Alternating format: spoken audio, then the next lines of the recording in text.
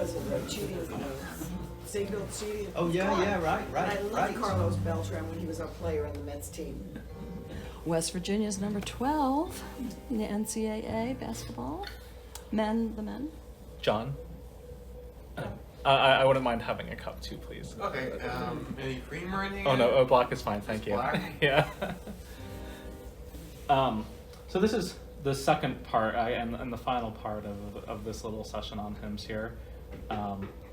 So for those who maybe weren't here last week, we looked at, I'd say, the really early part of the history of hymns. We looked at, thanks, John. We looked at hymns within the context of scripture, like the Psalms, the Old Testament, New Testament. And then we looked at the history of hymns moving then from both the early disciples and then the Greek and the Western churches, and the differences between how between those two different traditions of the Greeks and the Latin-speaking church. How in the Latin church we had a lot of different hymns being written about doctrine and what was right to believe, what was wrong to believe, that kind of stuff.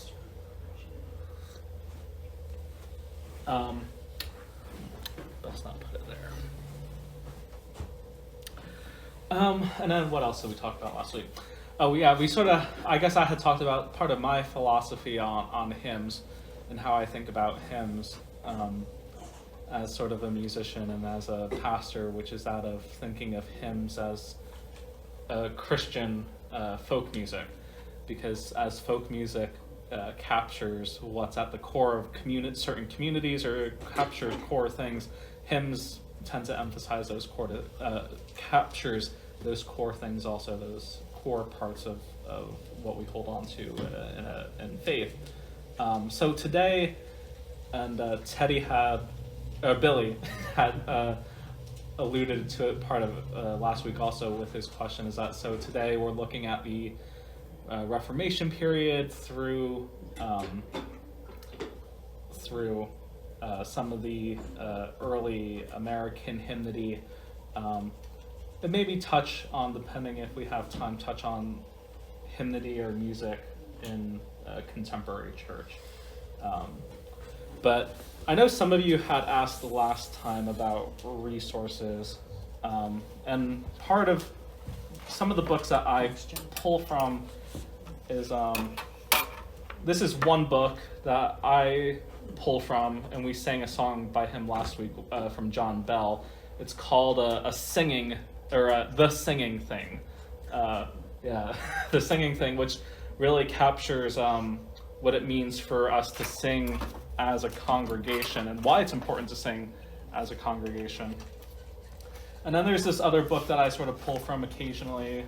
It's an older book, so it's falling apart.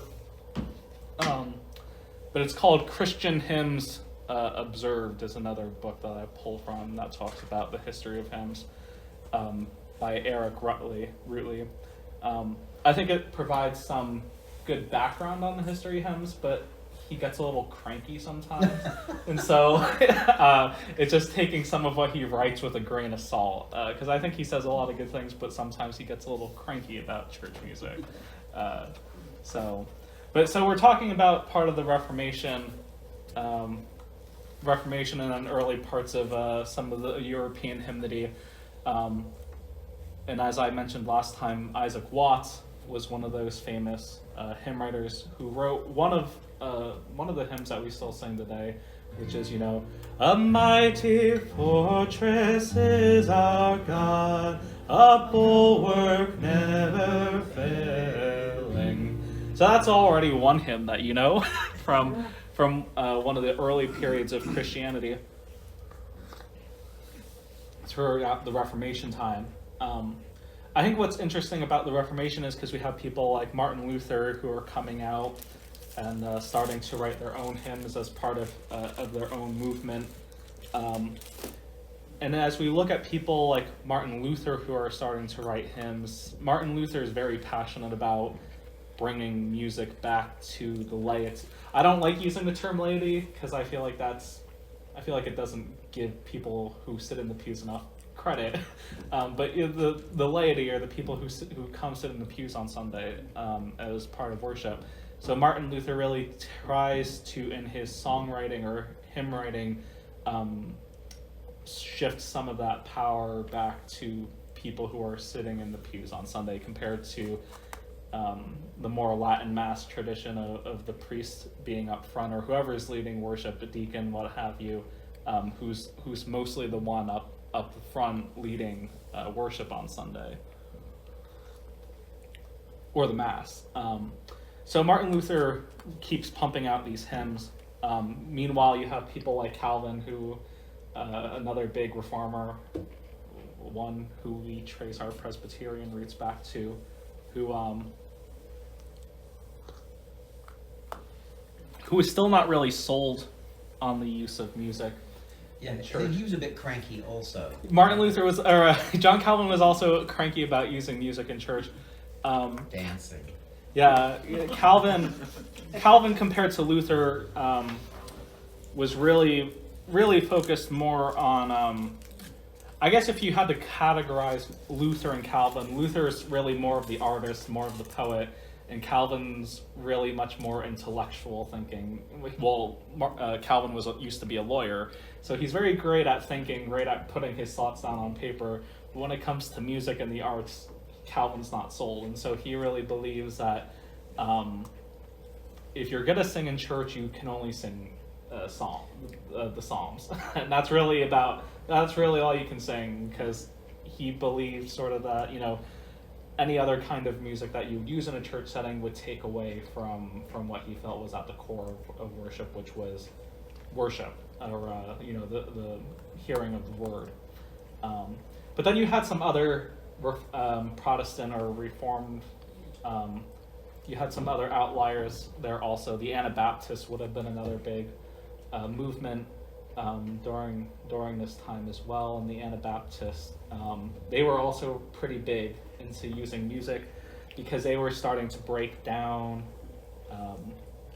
the Catholic liturgies that were being used, and so to fill in the gaps of what used to be involved in worship, they put in music like hymns and things like that. So that's really part of what's going on in early church music. Well, I guess to me it still feels early, but later on during the Reformation period of church hymnody, what was I gonna? Oh, yes. No, I was just thinking about architecture and all the different things that affected church growth, and because I started thinking about John Calvin. I know he's one of the reasons why sometimes Presbyterian architecture is as dull as it is, because it was just sort of, he didn't want the worship of art to get in the way of the word. It's because he was he removed all the statuary and all the banners and all of that, and the songs, I guess. But we think, in our modern understanding of church architecture, that you go in and you build and there's an organ in there, or at the very least there's a big piano. But I'm trying to think, would most of the churches have had any instrumentation at all to choose from? Did they have the money? I don't know. I hadn't thought about that. But Yeah, well, it's really, when we talk about, because that's something, well, and then Calvin also was not a fan of stained glass windows in church either. yeah, Notice stained glass for Calvin. But, when we take church architecture into account for how people sing and how that impacts how we sing on Sunday morning. I keep saying Sunday morning, knowing that people like our Catholic neighbors worship more than just once a week. But I'm not going to know all the technical terms of it since I'm not an architect. But so if you look out in the sanctuary of Gilead right here, we take into consideration when we talk about spaces that are meant for singing, how does having vaulted ceilings or higher ceilings impact how we sing. How does, when we sing, do we have just pews in straight lines, or do we curve pews a little bit so that people are able to have a fuller sense of the music that's being sung around them? Because I think one of the most interesting parts of studying hymns or studying sacred music in churches is how much architecture has an impact. Because if you go to some of these cathedrals that are very long, have very high ceilings, you can be singing and it still feel like you're the only one singing, even though people everywhere around you are singing, because the space is not designed for you to really hear what else is being sung around you. Meanwhile, if you're in a smaller church setting, and depending on how things are really designed, you could have a small group of people, but it still sounds really loud just because of the way that space was designed. And so, how churches were designed greatly impacted how people sang on Sunday morning. And it also impacted things like how choirs sang, because like I was saying before, in those tall vaulted, long lengthwise cathedrals, you would have the choirs who were more closely put together, facing out more, so that at least their little space was designed so that they would have optimal singing conditions compared to people who were sitting out in the pews. This reminds me more though of that sort of Akron style of architecture, which was you had easy where it was sort of there was easy access to some of these outer rooms here, and then there would be one large gathering space, a traditional Protestant design for churches. But it's really fun actually to go around to different churches that have different sanctuary designs to hear what they sound like on Sunday morning, because it's not something we give much thought to. Yeah, it's fascinating to me to go into some place like St. Patrick's and see that the choir loft, if you will, is on either side of a chancel area, so the choir is facing each other, and the congregation will not see the choir, and they won't see the congregation. They'll be able to hear the angelic voices floating out above the concrete, but you're not looking at each other. And that, for me, worship is so relational. I like it because our choir comes out to sing so that we can see them and they can see us. Yeah, and we do that for acoustic reasons. Right. Because we have even in that little, just the difference between sitting in that choir loft, which is 3 feet away over there, we have trouble hearing one another in our tiny little choir. But if we stand on the steps, we can hear all 4 parts. Yeah. I think I'm gonna jump ahead a little bit. Because this is another part that deals with architecture, but also deals with modern singing. Is that it's interesting to think about how modern worship spaces are designed, depending on the tradition, to lend themselves either to enhance or take away. That's my opinion. Take away from congregational singing. Because if you go to certain churches that are newer in design, and they're more conscious about using, not that there's anything wrong about using electric instruments or things like that, but if you're going to throw up acoustic paneling that's meant to absorb sound or make sure sound, that you're making a choice about what it means to participate, I feel, in a worship setting, where you're shifting it from what in this book a singing thing talks about is performance, the performance of music compared to active participation in music. And so if you're going to make design choices that really lend itself more to a performance, then what kind of emphasis, or what are you saying about the music that, like we said, hymns are supposed to be something everyone can sing regardless of whether or not you feel you can sing, because that's the beautiful part about hymns. So that's something that I find to be interesting about modern hymns or the use of music in church as we design spaces as well for music in our churches. But like sort of then what Billy, funny. I know someone else who's named Teddy, and so Billy, it's that ending Y sound that keeps throwing me off. But what Billy was saying though last week with African spirituals, because then we make our way over to the Americas, and we find that hymnody is very much influenced by the early Puritan church, and they still had a more conservative view of the arts in church compared to some of the other traditions. And then, of course, throughout the course of American history, we have obviously, slavery, but then also the rise of the rise and introduction of some of these things like the African spirituals that we use in our churches today. And these African spirituals were, they were obviously folk songs that were brought from their own country of origins, but they were also influenced by the Christian tradition, Islamic influences as well on some of these African spirituals. But these also early hymns or African spirituals were also very subversive in many ways as well, as that they were not only spirituals, but they were also subversive to the culture that they were living in. They say that, Harriet Tubman, they say that when she was working on the Underground Railroad, that they would have this spiritual or hymn that I don't know I think it's in the new hymnal, I don't think it's in our old Blue Presbyterian hymnal, but there's one where it's like, when Israel was in Egypt's land, let my people go.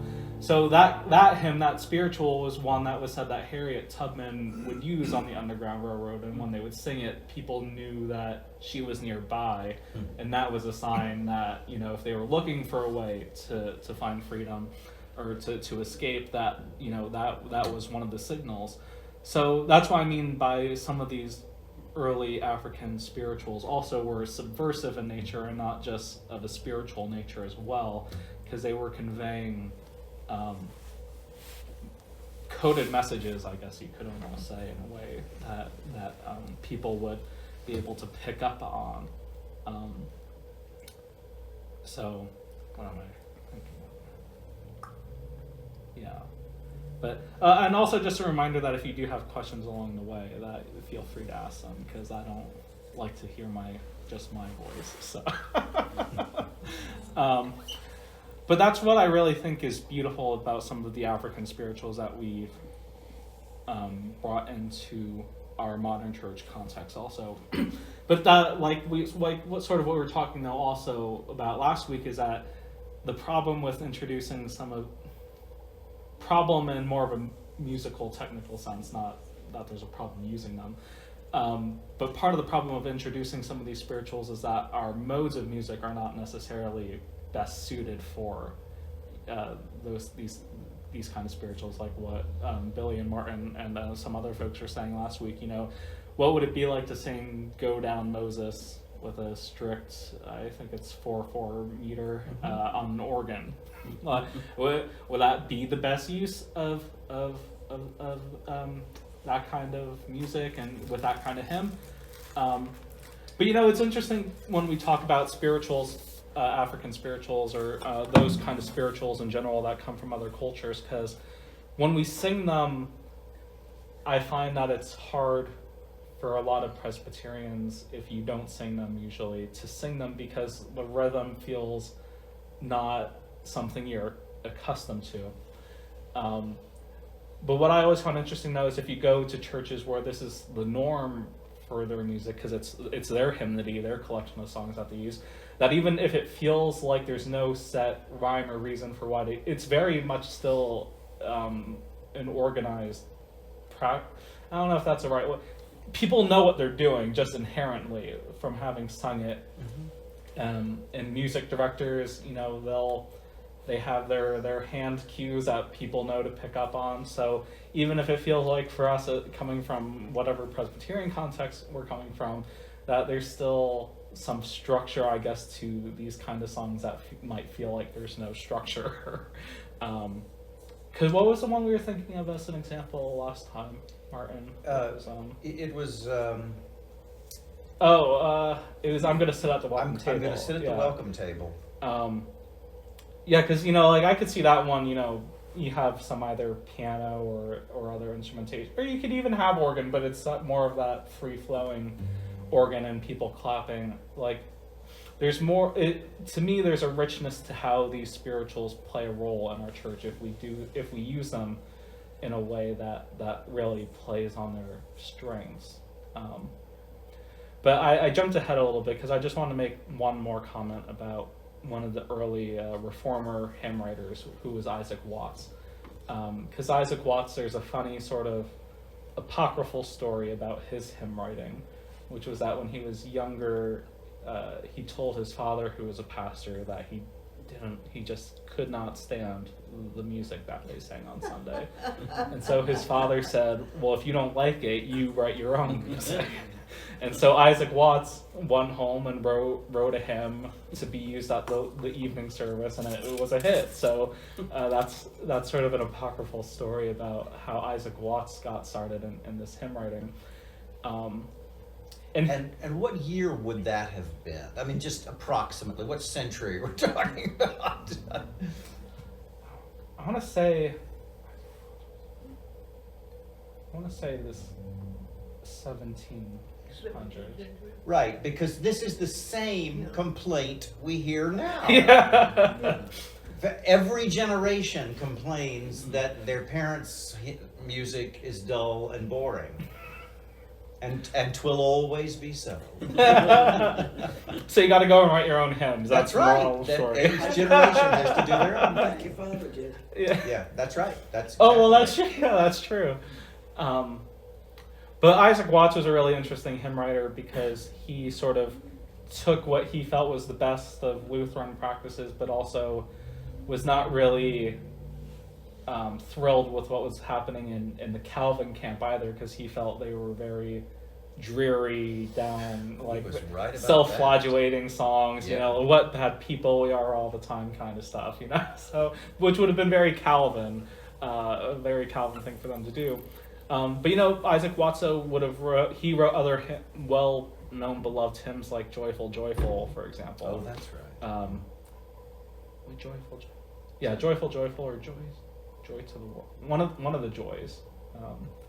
But he wrote, Yeah, I think it was Joy to the World, wasn't it? I think it was "Joy to the World." Yeah, that's the one I was thinking of. Because I had Watt wrote the words and then Handel wrote the music. Yeah. Yeah. Because he used So that was also happening with Watts, who was a very big and well-known hymn writer. John Henry Dyke, didn't he? I did the words for "Joyful, Joyful," right? I don't know. Of course, we got all these books right there. We could look it up if we wanted to, but that would require getting off the couch. So, Well, Joyful, Joyful.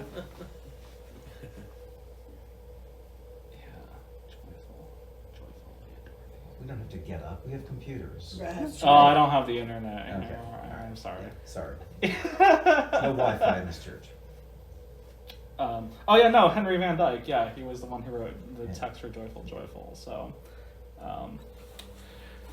because I think whether it be Africans, the African spirituals, or even spirituals now that we've been adopting from a South American or other African contexts, the interesting part of hymns is that they're always like I said last week, is that they're always meant to change, they're always meant to evolve. And so so that means when we put out a new hymnal, it's not that there was an editor who said, I know Joanne, or I know Mary Kay really likes this hymn, but I'm going to take it out because I know she likes it. No, but that's not what hymn editors do. Because really, when people put together new hymnals, they're trying to put together collections of hymns that are speaking to whatever upcoming context they feel is going to happen. And that's why we still have beloved hymns in newer hymnals, but that's why we also have a lot of new hymns that might not be as familiar, but that's it's still, that doesn't give us an excuse to not at least try and sing them at church on Sunday. As hard though as some hymns are, because there are some hymn texts that musically are hard. But there's, I think another interesting part to consider about hymns, both in the early, American context or European context or African context, is, how hymns have been set to music. Because the music really does complement, a lot of times I feel, the text. So you have the psalm. Which psalm was it? I don't remember the number, but it's "Out of the Depths I Cry." Yeah. You remember which? Yeah, But you know which hymn? You know I which do psalm? know which one. Not the number though. Numbers. So, but there's the psalm, "Out of the depths I cry to you." But the music for the hymn version of it is "Out of the depths." So you could see how the music fits the words of the hymn. Out of. So you actually go to the depths and then climb back out, musically speaking, which I find is it fits really well. It fits the music and the hymn text goes really well. But it's interesting when we consider other hymns that we have and how we sing them and why, because we have some pretty upbeat hymns like "What a friend we have in Jesus," which is sung pretty much as an upbeat hymn, right? I mean, I don't know if there's a sad version of "What a Friend We Have in Jesus," but it's interesting because in the book, at least the one that I recommended called "The Singing Thing," John Bell questions, well, what if it's, what if we didn't sing it as a celebratory thing, but if we set it to music that made you think more about the words of the hymn as to what they were really saying. So instead of "What a friend we have in Jesus," what if you said, "What a friend we have in Jesus," more of sort of a contemplative mode of music.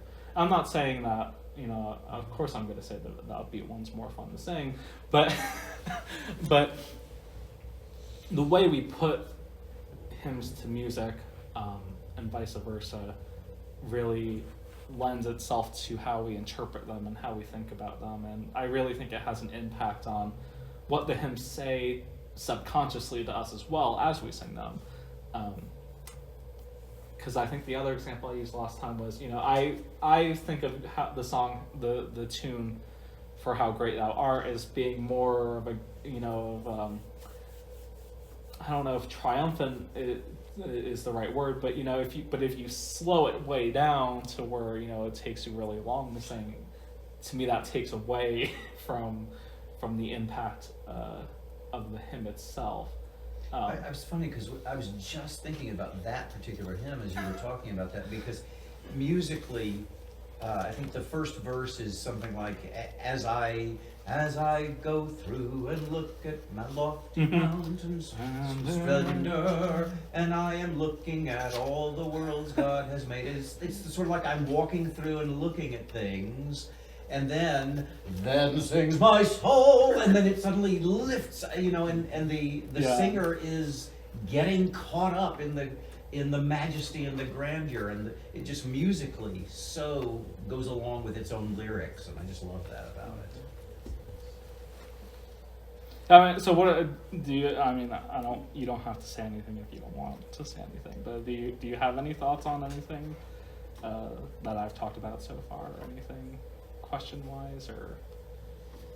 It seems like, now I don't know anything about music, but the more you slow this stuff down and drag it out, the less it pulls out of you. If the idea of a hymn is to help focus you on what is going on in front of you, and if you really drag it out, and see, to me, I guess this type of church music, it seems like stuck. there's a few good ones in there, like Martin, your father would put words to music, that was like spontaneous, somebody is doing something, but it seems like you've got hymns that are, 1,000 years old, and do they apply today to draw you into a service? Are they exciting enough, especially for young people? Well, now, because that is the interesting question. Because I would say, well, for the one part you said it was, for the first part of the question when you talked about the tempo of hymns, I think, because I don't think all hymns should be fast, depending on what context you're singing it. So, if you're doing a prayer of confession, using a hymn as a prayer of confession, you might use a Kyrie eleison, which is Greek for Lord have mercy, Christ have mercy, and you might sing that a little more slowly, but now why I say that's interesting is because jumping ahead, I guess, to now this more modern context of church music,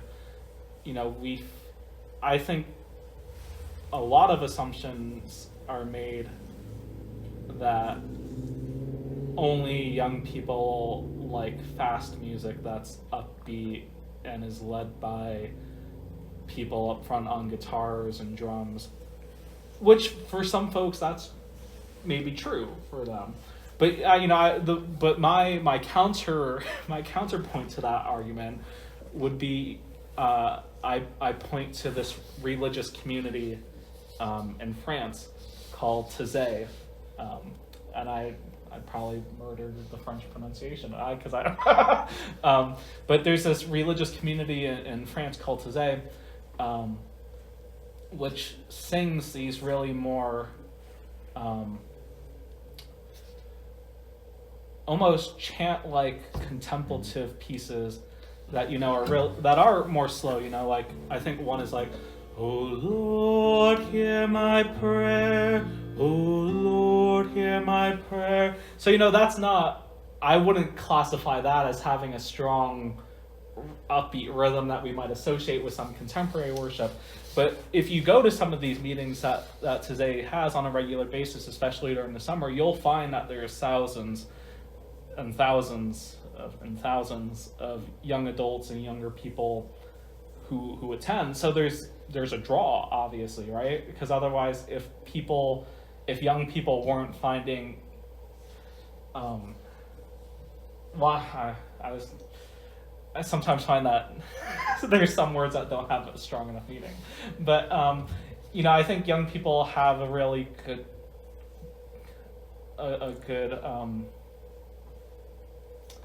can I say BS, Martin? But, they have they do. I'll say it. I'm not. But I feel like young people have a good BS detector. They can tell if something's going to be for performance and if something is authentic or if it's not authentic. That I feel is one of the greatest talents young people have these days. And so there's obviously something authentic in that slower chant style repetitive music, because when you go to some of these meetings in Taizé, the music, they will sing a song that is really the one verse. They could go for a while. They'll sometimes have people cantor or sing over top of it, but it's really this slow, like mellow contemplative music, and apparently there's something about that is speaking to young people, otherwise they wouldn't attend. Now I guess that sort of portrays it as if there's two extremes. You can either have a really slow contemplative music or really fast. I think there's something in the middle. I think there is something in the middle. There's a middle ground, but obviously that's the hard part for Martin and I, and for people who come on Sunday morning to navigate, is what is that middle ground, because the hymn choices are obviously not going to please everyone, and I think if I think if I was going to speak if I was going to put it in a more non-pastoral set way, I'd say that the hymns aren't necessarily for you; they're meant for everyone who's there on Sundays. So you know, there are maybe some Sundays when the music really speaks to you, and there may be some Sundays when the music just doesn't quite strike the same chord that you hoped it did. But I find that this is the really interesting question for modern church music, because when people talk about, you know, younger people only liking certain styles of music in church, to me, I just don't find that there's enough evidence to suggest that there's only one way to do church music. I don't know, maybe I'm wrong, but I've been frustrated when I've heard, I'm sorry, go ahead. I just had a comment, and this is a new thought for me, actually. Because people like certain styles of music, and they apply it to themselves. And perhaps when they go to church, they're looking for the style of music that they enjoy for their own self-entertainment. But as Pastor Casey had been pointing out, that the music in church is more for worship and contemplative, and not necessarily for your entertainment. So you need to look for something in that, where you're in a place that you're not really familiar or comfortable. That's what I'm getting out of what you've been saying.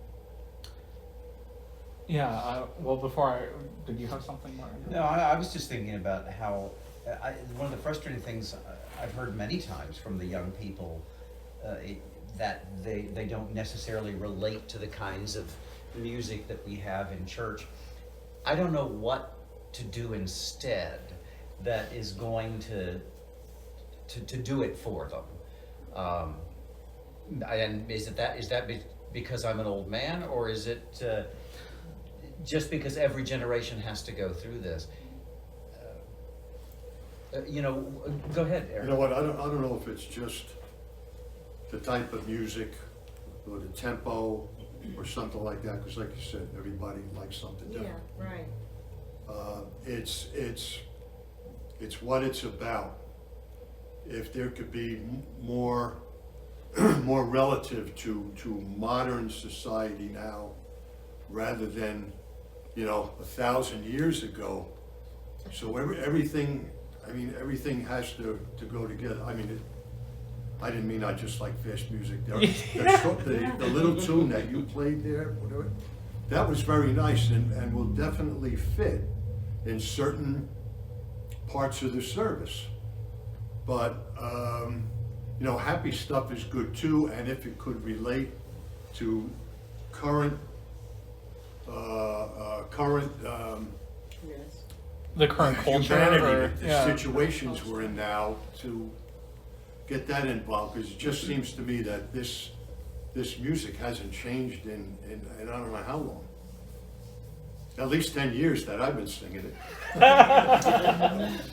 And it's interesting that you say that, because in the new Purple Hymnal, we've got a bunch of new styles, and I'm fascinated by how church music begins to shift over time, and I don't know where it will go. Because, for example, one of the very popular new forms of congregational singing is praise music. And I am not enough of a musician to really define what that is, but I can tell the difference between having my hymn book, "A mighty fortress is our God," and then people repeating a phrase, and that's almost a chant as well. It's just it's an upbeat thing, but We go down to Maryland often. That's where our son and granddaughters are. And when we're down there on Sunday, we go to their church. And I would say that they have a contemporary church. And everybody gets up and sings, and everybody seems to enjoy the singing. It is more upbeat. It's a lot of the music, you could clap your hands if you wanted to, but they're not all like that. They don't have books or hymnals. They have a screen up there that puts the words up, and they have a choir. People get up sort of like on a stage almost, and they have microphones in front of them, and they sing the words that are up there, but really they're there to encourage other people to sing. The choir doesn't sing alone. They're not there to, they're there to perform, but they're not there to be observed performing. They're there to engage everybody Yeah, else yeah. in the music. And it is more contemporary music. They have guitars and drums and, you know, it's a contemporary style, but that place is packed with young and old. It's actually a gymnasium because their sanctuary is too small for all these people. Right. And they have more than one service. They have 2 services, and then afterwards, they have several classes of continuing ed, of Bible studies. Mhm. It's a different culture. Yeah, yeah. Yeah. What's interesting with that is that can turn some people off. If you've got the old style in the back of your head, you go in there, it's Yeah, like, they might say, oh, wow, oh, these this is people are so crazy. insincere. It's a matter of preference, I guess. Well, I mean, yeah, I don't care for Christian music, the kind that one hears on Christian radio, for example. And I even have some friends who, I have a friend who, you know, cut some albums and was, you know, won a Dove Award and this, that. I bought one of her CDs and I thought, and so I was just bored. And again, I don't know enough about music to know why I find these old hymns, you know, touch me in a particular way, and contemporary Christian music I find uninteresting. It's not that I disapprove of it or anything. It just doesn't grab me. Well, you know, I think what Eric said is really interesting to me, at least when looking at modern songs and worship. Because I would also say, similar to what you said, Martin, is that I don't consider myself a fan of what we call praise music, but really what we as Presbyterians call praise music is music that that's, you know, that's been out for quite a while. Yeah, that is true. Because, you know, I'm thinking, like, you know, I think if you ask some Presbyterians what they think of when you say praise music, I think they'll sing you like "Shine, Jesus, shine," you know, like, and that is what I feel like to be a very stereotypical praise music song. But I think there's something. I feel like there's a coming out of new.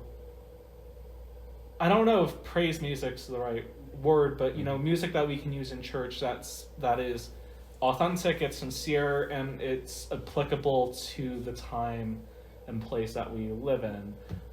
The group that came to the Presbyterian meeting, were you there when the many was there? I don't think so. Oh, that was they were a great group. Oh, there must be a recording somewhere.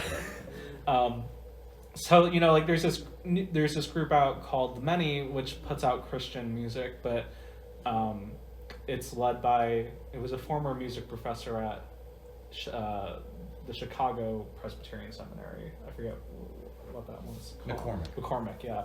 But, you know, the music that they put out it has a more contemporary feel to it, or a more modern feel, I guess, is what I feel like fits better. But it, you know, it makes allusions to things that happen in the world around us, and I feel like that's a very popular draw for people. I feel like a lot of church music, when we look at it, you know, I feel like there's ways in which we can give the music that we use in church some makeovers or renovations and how we use church music. But the problem really is that there's no one size fits all, or there's no silver bullet solution to how church music, and I think this is the thing also, people make assumptions about the music we use in church, is that just because you change your music does not mean you're going to get 20 new people on Sunday. Yeah. That's not the case. Do you think the music stays more or less as it is because people expect it to be that way? When they come into church, they want to hear, that's the way it is in church. So I, For you know, years and years, right? so I think that there's things that happen when we sing hymns, which is, and maybe we focus on some more of these parts more than others, but this is what I think happens when we sing hymns, is that one is we're connecting to something that normal just spoken words don't really have as much of an impact compared to when we sing. Two is that, you know, I think there is the hearkening back to tradition when we sing hymns, because it's something that's familiar. It's maybe something that we do expect to hear in church on Sunday morning. And then I say there's something about hymns that why we still use them the same way that we do is because they're a part of not only our history, but also, you know, our theology, our beliefs as a church. But the fourth part that I think is hard for hymns, that seems to have always been harder to incorporate into what, you know, the hymns that we should be singing on Sunday, is the newer hymns, or the hymns that, as you were saying, Eric, speak to more of our, because we're very good about singing hymns that harken back to the early 17th century, or, you know, 15th or earlier, but we're not as great as incorporating the hymns that we should be, that speak to a more contemporary context that the church finds itself in. But those are really key components, I feel, that we should really look at when we sing songs on Sunday morning, and why we're singing them. See, to me, music, you know, from what I see, I'm no music expert. Music has always been about what's going on now. I mean, you turn on the radio today and you want to turn it off because you don't want to know what's going on now. But we brought music from hundreds and hundreds of years ago into now. I would think that it would have evolved some way, other than, like you say, the Christian stations where it's like, you know, okay, they went over the top. If there was something, I don't know, just a little more So involved, like some of the stuff in the hymnals is good. It fits good. My opinion. Oh boy.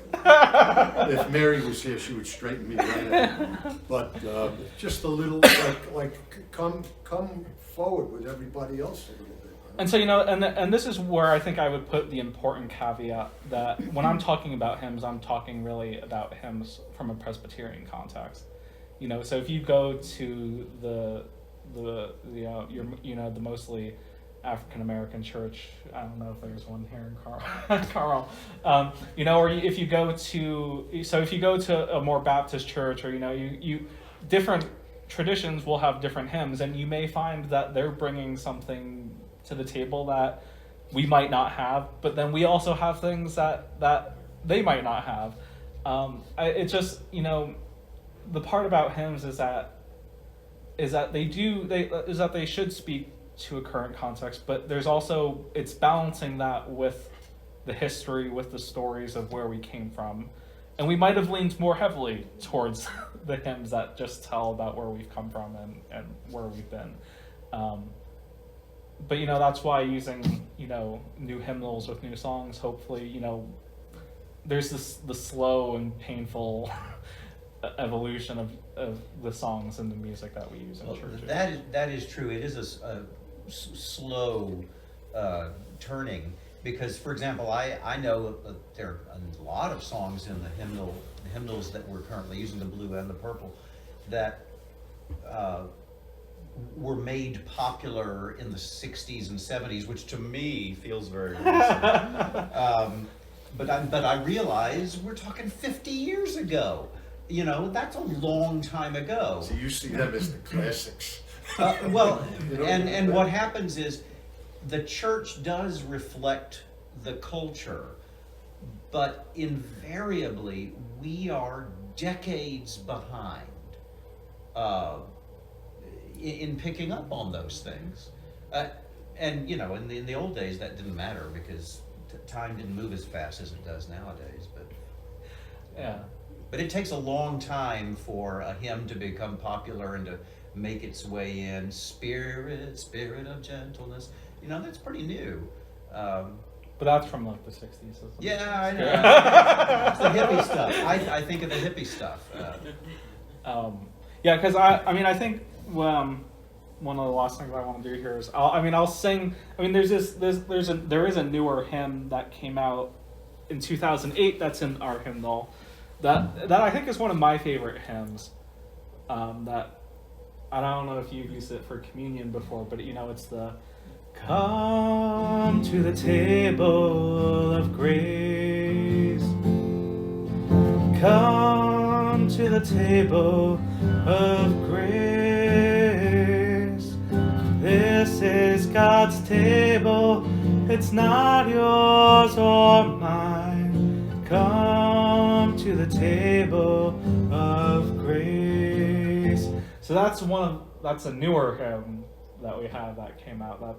I like to use it when I can, nice. but it's a good one because it's simple. Then also it's one that you can sing while if you're doing it by intention. Yes. It's easy for people to have memorized it by at least the second time you sing it. That it's one that you can keep doing.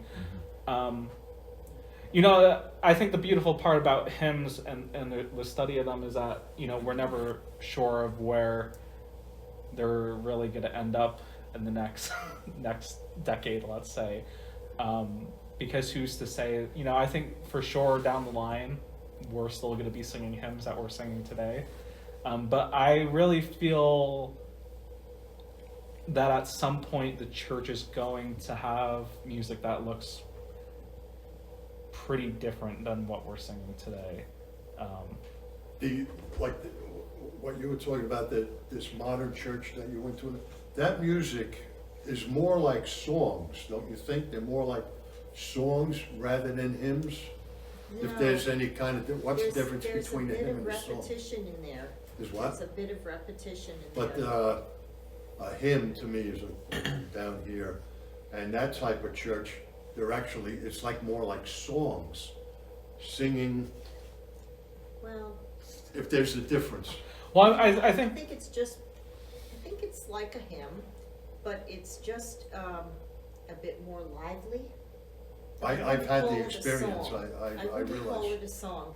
And one of the things I was just thinking about is, a hymn probably is designed to be timeless, I would think.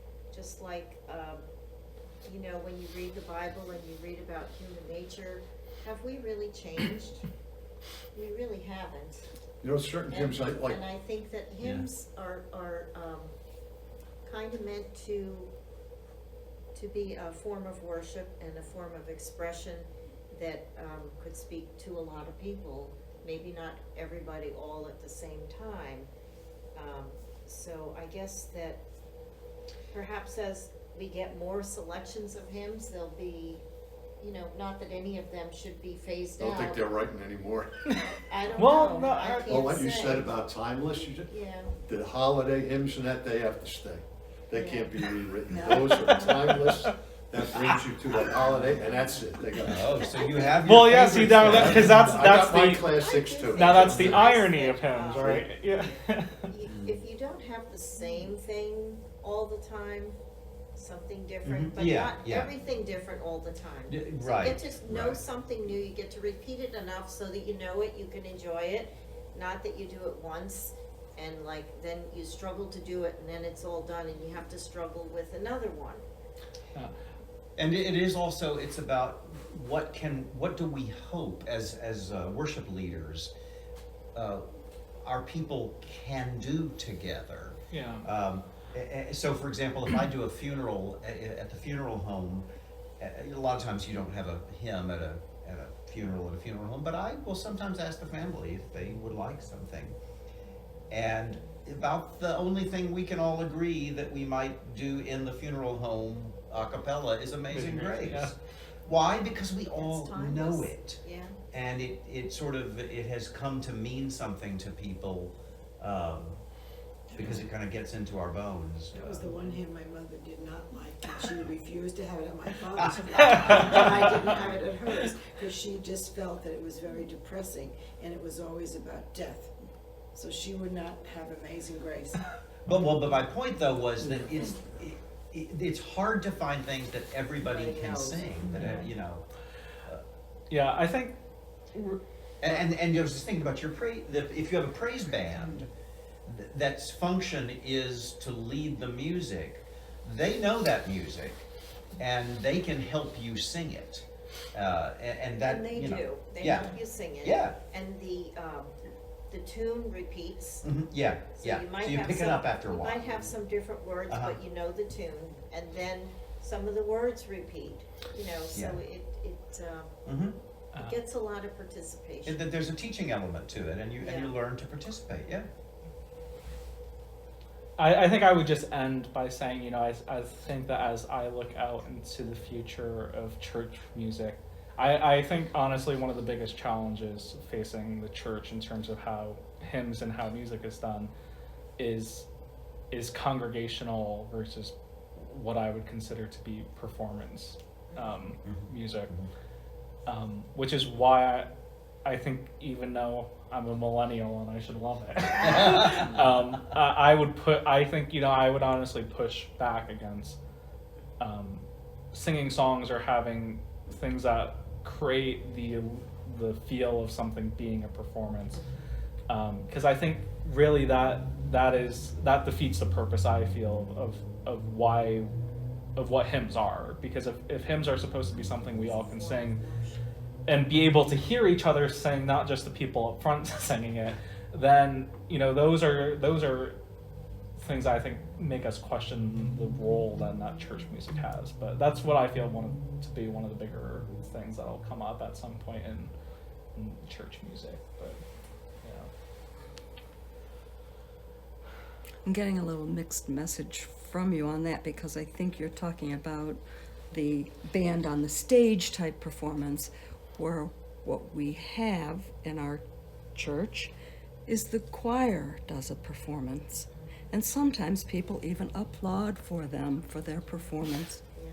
So, I mean, But we're not- pushing back against performance, Yeah. but at the same time, we are having a performance. So when I'm talking about performance, you know, when I talk about performance, I guess I'm referring more to our modern understanding of performance arts music, where if you have now clapping's a whole nother clapping's a whole thing, right? If it weren't a performance, they wouldn't be clapping, except I would say in probably the church that you were referring to, the clapping is They don't- coming out of the joyfulness of they sang it. Yes, And but they're they feeling don't- the They joy. don't clap after the music to say, oh, that was wonderful. No. They clap during the music, and not every song, Yeah. but. you They're know, not depends. clapping for the performance, because No. in fact they were the Yeah, ones performing right, it, right. singing it. Yeah, I mean, clapping that's a whole other thing, right? Because you know, and each church has its own culture when it comes to clapping, and See, Where clapping was- is for a performance. Yes. That makes it a performance if you're clapping. If you're, Yes. I see it, if you're part of the performance, that's a different. whole nother story. You're not just listening to somebody playing to you. Mm-hmm. If you're part of it, that has a very strong effect on you, very strong. now I guess so, and not to push back against your pushback.